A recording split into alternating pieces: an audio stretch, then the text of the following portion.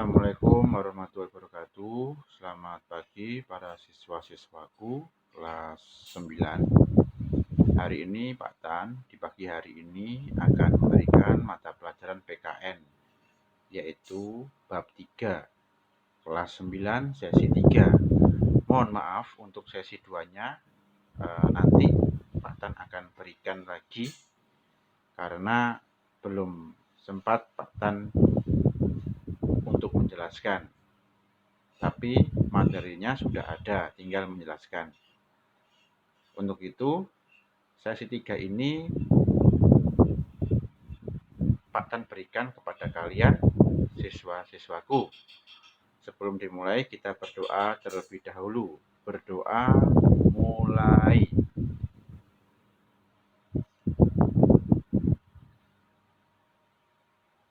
Berdoa selesai.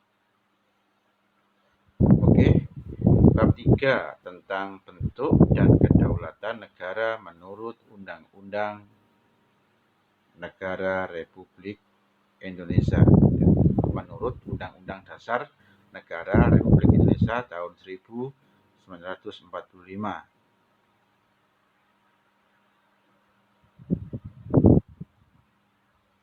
Pelaksanaan kedaulatan rakyat menurut Undang-Undang Dasar Negara Republik Indonesia tahun 1945. Kedaulatan rakyat dalam Undang-Undang Dasar NRI tahun 1945 dibagi menjadi dua. Pertama, pembukaan UUD NRI tahun 1945. Kedua, batang tubuh UUD NRI tahun 1945.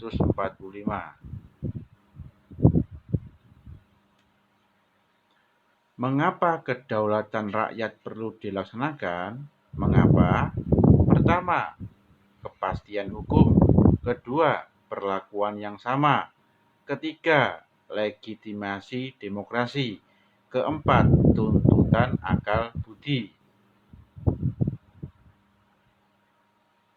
Prinsip-prinsip demokrasi, ya. Prinsip-prinsip demokrasi.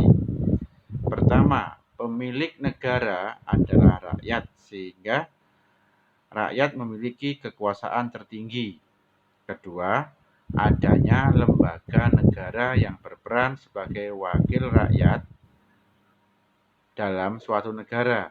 Ketiga, tidak boleh ada pengistimewaan kepada seseorang ataupun kepada golongan atau partai tertentu. Keempat, harus ada undang-undang yang mengatur tentang struktur organisasi kekuasaan dalam negara dan mekanisme pelaksanaan kerjanya. Prinsip demokrasi Pancasila. Sekarang menjelaskan prinsip demokrasi Pancasila. Ada secara luas, yaitu demokrasi Pancasila berarti kedaulatan rakyat yang berdasarkan pada nilai-nilai Pancasila di bidang politik, ekonomi, dan sosial.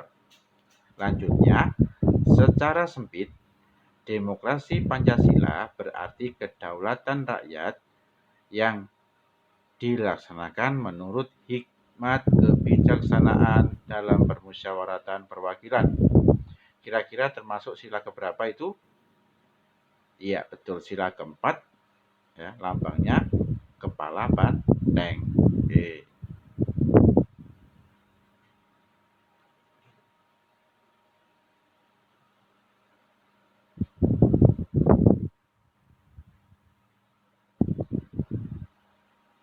Prinsip-prinsip demokrasi Pancasila menurut Jimli Asidik ada 3.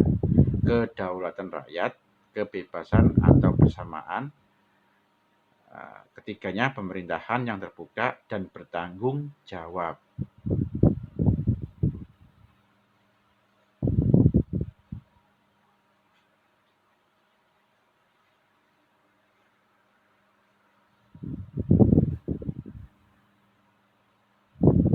Oke. Perbandingan demokrasi Pancasila dengan demokrasi liberal dan demokrasi sosialis. Yang pertama, demokrasi Pancasila, pengambilan keputusan secara musyawarah tidak mengenal adanya diktator mayoritas dan tirani minoritas, agama tidak terpisahkan dari kehidupan bernegara, mengutamakan kepentingan umum. Biasanya demokrasi Pancasila ini dia lebih mengutamakan musyawarah mufakat, ya. Jadi bukan musyawarah aja tapi musyawarah mufakat. Nah, ini sesuai pada sila keempat. Lanjutnya demokrasi liberal. Pengambilan keputusan secara voting, keputusan ditentukan oleh kesepakatan individu, memisahkan urusan agama dengan kehidupan bernegara, mengutamakan kepentingan pribadi. Ketiga, demokrasi sosialis. Pengambilan keputusan berdasarkan kehendak mayoritas suara mayoritas kelompok, menentukan segalanya, tidak mengenal agama atau ateis, mengutamakan kepentingan bersama dan mengabaikan kepentingan pribadi. Nah, ya.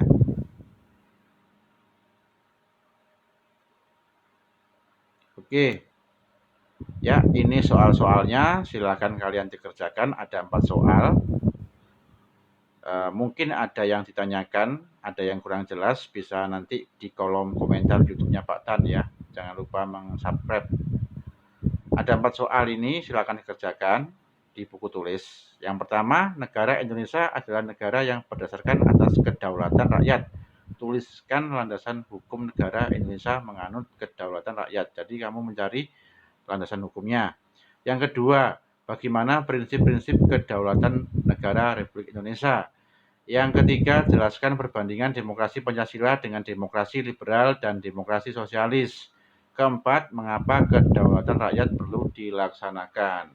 Oke, sampai di sini kita berdoa dahulu untuk mengakhiri mata pelajaran.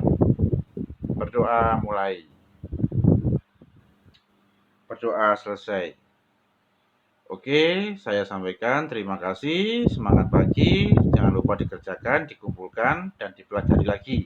Assalamualaikum warahmatullahi wabarakatuh.